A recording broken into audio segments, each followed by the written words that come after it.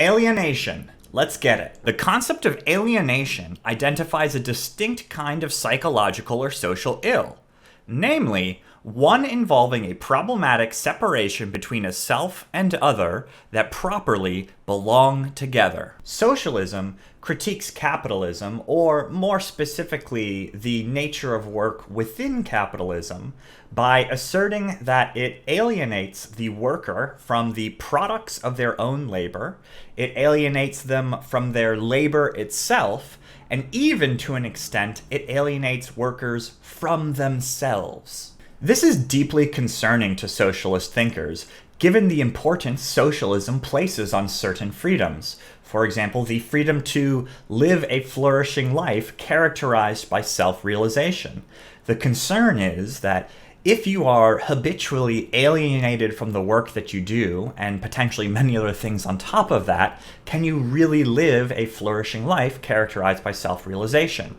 For more on the intersection between socialism and freedom, check out the video above. So, why is work considered alienating? Well, first of all, a lot of it just kind of sucks.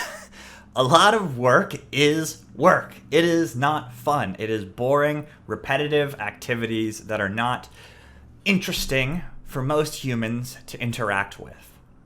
On top of that, you don't really control how things are done. You may have some degree of influence there, but fundamentally, how things occur at the company is not up to you. It is a command and control structure where orders come down from investors to management and then from management down to workers. Additionally, you don't really control what your work is used for or what the products or how the products of your labor are used. Now, this is obviously most concerning if you work for an organization that has an ethically dubious objective. But on top of that, you might want to be able to provide the products of your own labor at a lower price to the community than your company is willing to do so. And that's just an example that doesn't even tie into stuff like war profiteering or whatnot. And finally, the relationships at work are most characterized by competition and domination. Competition between laborers, because it is to an extent a zero-sum game insofar as how much you can be promoted, how much you can get in terms of wage increases, things along those lines.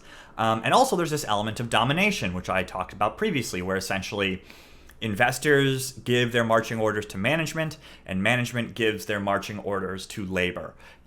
In short, within this environment of alienation, labor is external to the worker, i.e., it does not belong to his essential being.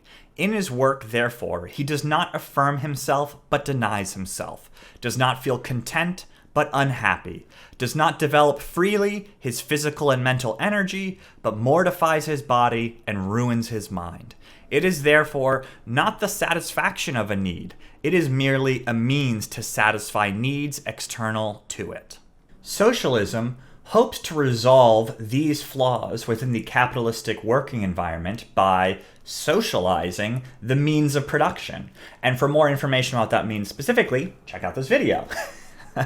But more specifically than via the socialization of the means of production, it also seeks to achieve it by realizing democratic control of the marketplace. This would allow workers to do things like democratically decide on how they do their work, on what they do with the products of their labor. Additionally, hopefully the drive to create technologies that alleviate shitty work is increased when the people who have to do that work also control the means of production.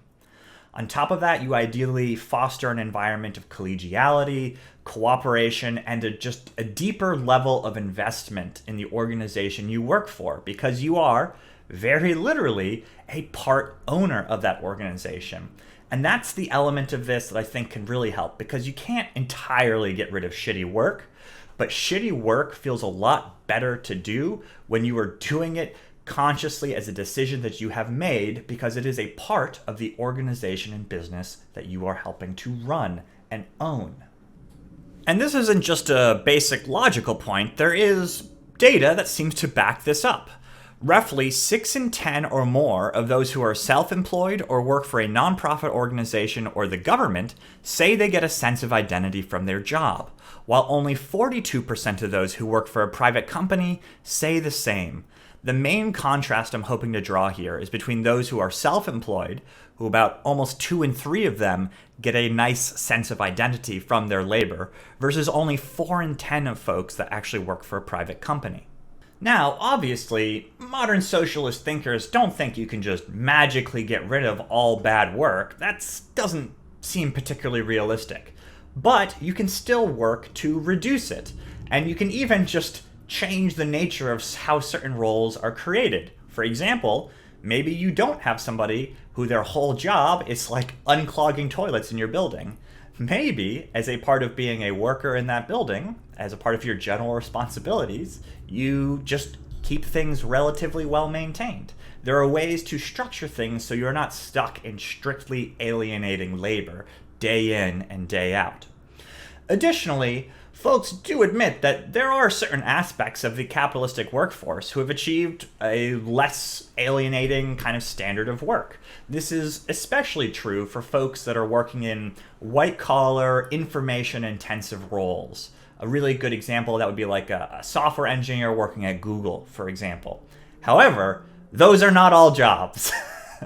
So I don't think that can be the end of our answer to this problem.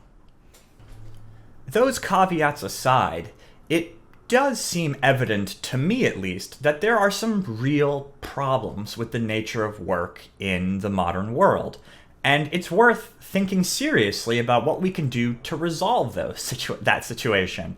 I mean, for a lot of us, work is one of the most dominant activities in our lives. A lot of people will see their colleagues more than they'll see their friends and their family. This is a big part of what goes into a human life. So we should take it seriously and work hard to make it better for people so people can live lives free to flourish and achieve a degree of self-realization. Or at least those are my thoughts there.